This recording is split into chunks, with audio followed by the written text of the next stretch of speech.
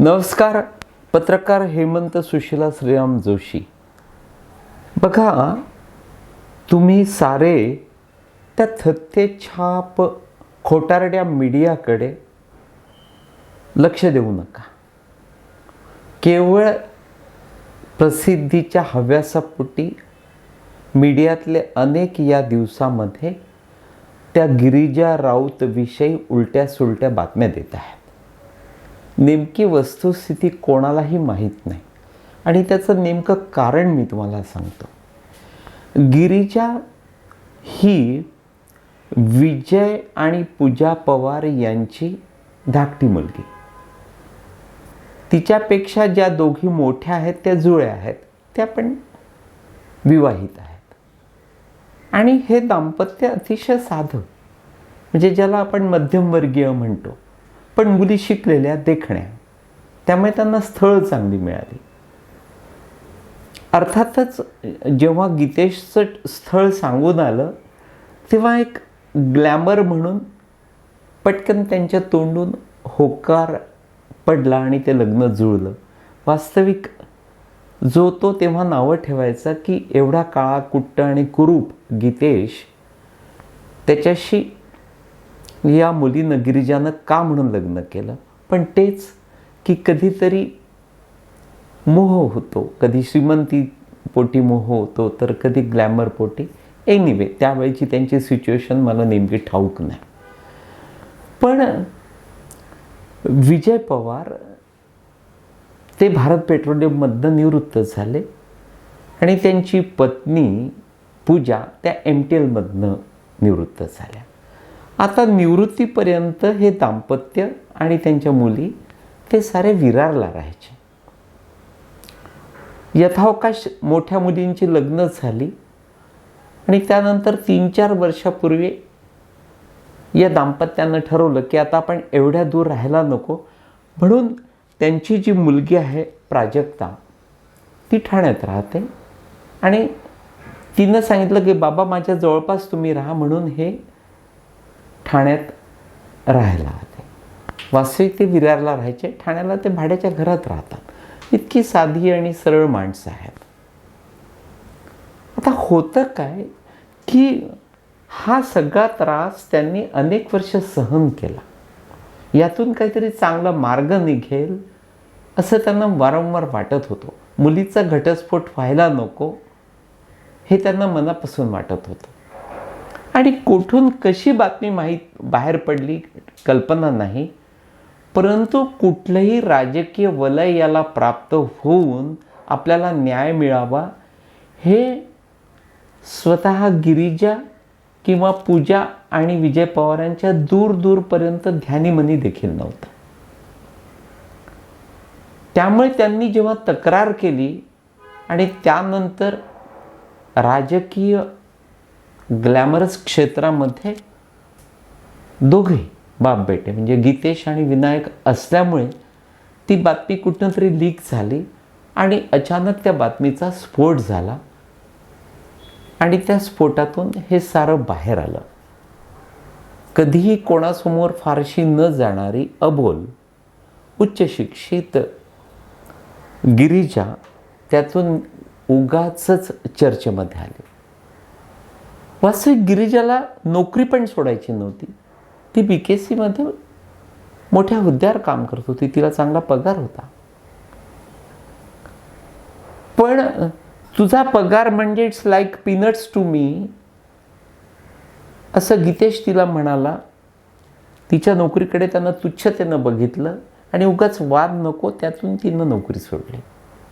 वास्तविक तिला नोकरी सोडायची नव्हती, उत्तम नोकरी होती, उच्च शिक्षित आहे. पण गीतेशच्या या वाक्यामुळे ती दुखावलीपेक्षा घाबरली आणि तिनं नोकरी सोडून दिली. कदाचित ग्लॅमरस क्षेत्र किंवा एवढा मोठा राजकीय नेता आणि त्याचा हा मुलगा, त्यातून तिला तो मोह झालाही असेल.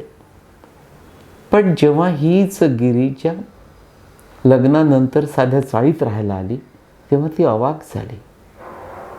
कारण जे काय दाखवण्यात आलं होतं ते विनायक राऊतांनी आपल्या नंबर 2च्या बायकोकडे तिच्यासाठी ठेवलेलं होतं. त्यामुळे ती शॉक्ड झाली. पण तरीही आपल्या मुली कशा असतात की त्या एक तर मरून निघतात, एक तर नांदून निघतात. त्यामुळे तिच्या मनामध्ये हा कुठलाही घटस्फोट घेण्याचा किंवा आपली फसवणूक झाल्याचा विचार आला नाही. मात्र त्यानंतर ज्या पद्धतीच्या घडामोडी झाल्या आणि एका नपुंसक मुलाशी थेट आपलं लग्न लावून दिलं गेलं, हे जेव्हा तिच्या लक्षात आलं, तरीही ती त्यानंतर खूप वर्ष शांत बसली. नपुंसक नवऱ्याशी संसार करणं इतकं सोपं नाही. सगळ्या भावनांना आवर घालावी लागते. त्यातून अतिशय मानसिक त्रास तरुण स्त्रीला होतो. तुम्ही तरुण असाल तर तुम्हाला ठाऊक आहे की तुमची बायको 4 दिवसासाठी बाहेर गेली किंवा बायकोचा नवरा 8 दिवस जरी बाहेर गेला तरी त्यांना अस्वस्थ होतं. आणि ही तर कित्येक वर्ष या नपुंसक नवऱ्याबरोबर झोपत होती, त्याच्याबरोबर संसार करत होते. पण वैताग आला. सतत डावपेच, सतत फसवणूक आणि हे असलं काहीतरी काळेबेरे. आणि त्यातून ज्या पद्धतीनं विनायक राऊतांनी तिला कुठे नातेवाईकाशी तर कधी अशोक खराब पद्धतीने ट्रीटमेंट द्यायला सुरुवात केली किंवा त्यांच्याशी संबंध ठेव असं सांगितलं, तेव्हा ती शॉक झाली आणि मग ती बाहेर पडली. ती माहेरी आली आणि हिम्मत करून तिनं या राऊत कुटुंबियांशी लढा द्यायला सुरुवात केली, लढा देण्याचं ठरवलं. मित्रांनो, आणखी एक सांगतो, हा काही थापा मारतो अनिल थत्ते की ते एकनाथ शिंदे ठाण्यात असल्यामुळे तिने ठाण्यात गुन्हा दाखल केला. खरं ना, असे अक्कलशून्य मीडियावाले खोटारडे राग येतो मनापासून. मित्रांनो, अद्याप ती कुठल्याही राजकीय नेत्याला अप्रोच झालेली नाही. ती साधी माणसं, त्यांना भीती वाटते.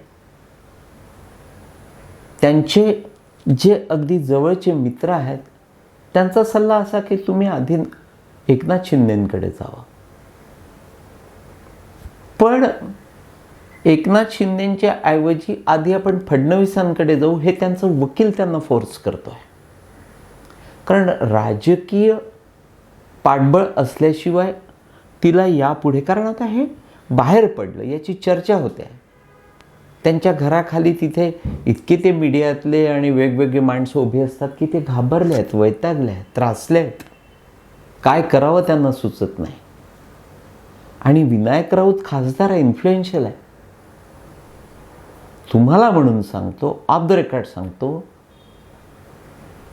हाच तो विनायक राऊत आता अटक टळण्यासाठी थेट फडणवीसांचे उंबरठे झिजवताना तुम्हाला दिसेल.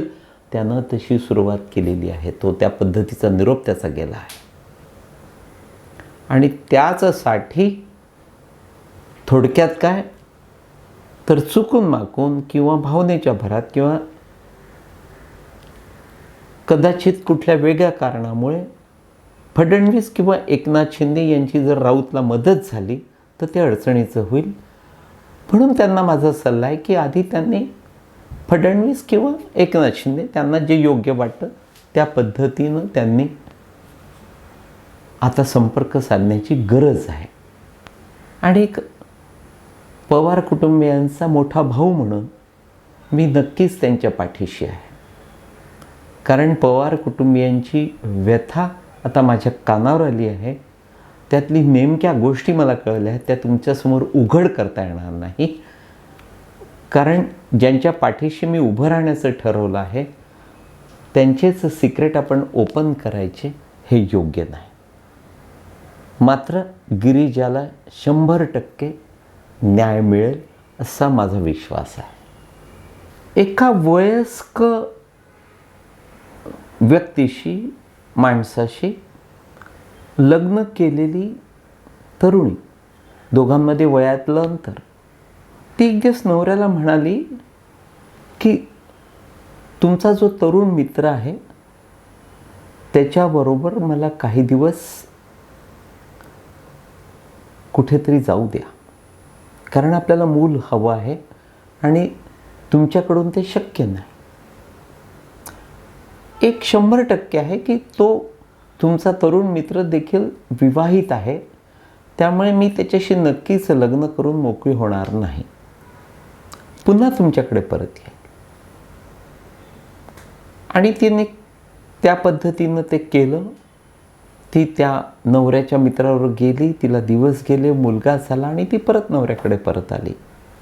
तो तरुण मित्रही आपल्या बायकोवर संसार करायला लागला. प्रफुल्ल पटेलांचं नेमकं तेच आहे. मला खूप आश्चर्य वाटलं की जेव्हा प्रफुल्ल पटेल हे शरद पवारांना सोडून अजितदादा संगे महायुतीमध्ये सामील झाले. कारण प्रफुल्ल पटेलांचं आणि अजितदादांचं अगदी सुरुवातीपासून कधीही सख्य नव्हतं. फारसा अबोला नव्हता, पण जवळीक नव्हती, प्रेम नव्हतं. एकमेकांकडे दोघेही संशयित नवरा बायकोसारखे बघायचे. अजितदादा प्रफुल्ल पटेलांना पाण्यात पाहायचे आणि अजितदादा पुढे गेलेत की प्रफुल्ल पटेलांच्या पोटात दुखायचं. आणि ते उघड होतं, काहीही लपून नव्हतं. अजितदादांचा विरोध हा उघड असायचा. पण तरीही ज्या शरद पवारांचे क्लोजेस्ट असे हे प्रफुल्ल पटेल होते, कार्यकर्ते म्हणून, मित्र म्हणून, नेता म्हणून, त्यांनी हा निर्णय जेव्हा घेतला तेव्हा माझ्यासारखे अनेक अवाक झाले. आणि त्यानंतर लक्षात आलं की प्रफुल्ल पटेलांचं चुकलं नव्हतं. त्यांनी त्या स्त्रीसारखं शरद पवारांना सांगितलं होतं की मी जर तुमच्यासोबत आज राहिलो तर पुढल्या काही दिवसामध्ये माझी संपत्ती पण जप्त होईल आणि मला तुरुंगात जावं लागणार आहे, कारण माझ्या चुका आहेत.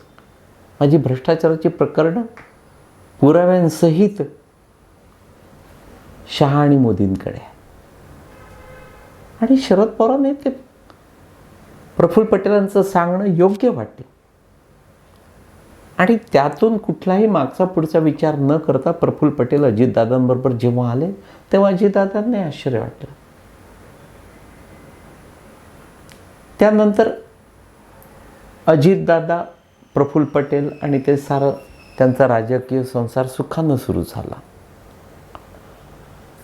मित्रांनो, पण जेव्हा या 8-10 दिवसामध्ये, 15 दिवसामध्ये काही राजकीय घडामोडी घडायला लागल्या तेव्हा सर्वप्रथम बंड केलं ते प्रफुल्ल पटेलांनी. आणि हे अगदी सुरुवातीलाच साऱ्यांच्या लक्षात आलं होतं की अजितदादांच्या पश्चात आता प्रफुल्ल पटेल यांचं फारसं सख्य त्यांच्या पक्षाशी नसेल. कारण प्रफुल्ल पटेलांनी वेळ मारून नेलेली आहे.